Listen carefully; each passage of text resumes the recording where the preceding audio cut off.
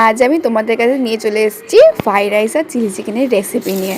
তো আজকে আমি এই ভিডিওতে খালি ফ্রাইড রাইসের রেসিপিটাই দেখাবো, চিলি চিকেনের রেসিপিটা আমি নেক্সট ভিডিওতে দিয়ে দেবো।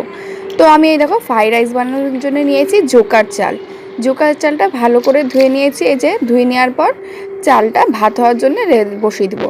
ভাত হওয়ার জন্য একটু জল, তার মধ্যে এলাচ, লবঙ্গ, দারচিনি দিয়ে জলটাকে একটু গরম করে নিয়ে তার মধ্যে চালটা দিয়ে দেবো। সব চালটা ধুয়ে রাখা চালটা দিয়ে দেওয়ার পর সেই চালের মধ্যে পরিমাণ মতো লবণ দিয়ে ভাত হওয়ার জন্য রেখে দেবো। তারপরে কড়াইয়ে দেবো সাদা তেল।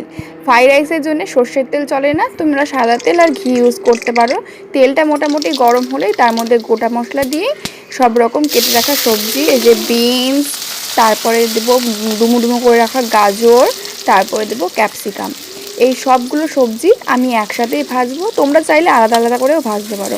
যেহেতু আমি তোমাদের সবাইকে খুব ভালো একটু শর্টকাটে করার রেসিপিটা দিচ্ছি, খুব তাড়াতাড়ি যেন তোমাদের ফ্রাইড রাইসটা হয়ে যায়, তাই আমি সবগুলোই একসাথে ভেজে নেবো। তোমরা এটা খেয়াল রাখবে যে এই সবজিগুলো যেন ভাজা হয়ে যায়, ভালো করে সিদ্ধ হয়ে যায়, কিন্তু সবজিগুলোর গায়ে যেন বেশি লালচে না হয়ে পড়ে। সবজিগুলো মোটামুটি সেদ্ধ হয়ে আসলেই সেই সবজিগুলো সাইডে সরিয়ে রেখে একটু কাজু বাদাম আর কিশমিশ তার মধ্যে একটু ভেজে নেব। কাজু বাদাম আর কিশমিশগুলো মোটামুটি ভেজে নিয়েই সব সবজি আর কাজু বাদামগুলো একসাথে মিক্স করে নেব। তো এই যে তোমরা চাইলে আগে থেকেই কাজু বাদাম কিশমিশগুলো ভেজে রাখতে পারো, আমি সবগুলো একসাথেই করেছি। যে গাজর বিনস সব ভালো মতনই সেদ্ধ হয়ে গেছে। সেদ্ধ হয়ে যাওয়ার পর ওগুলো নামিয়ে নিয়েছি। এরপর ভাত করেই রেখেছিলাম আগে থেকে, সেই ভাতগুলোর একটার পর একটা লেয়ার করে রাখবো। এই যে ভাত দিয়ে দিলাম প্রথম লেয়ারে, তারপর দিয়ে দেবো 150 চিনি। আমি যেহেতু নিয়েছি 750 মতন চাল, তাই তার মধ্যে লাগবে 150 চিনি।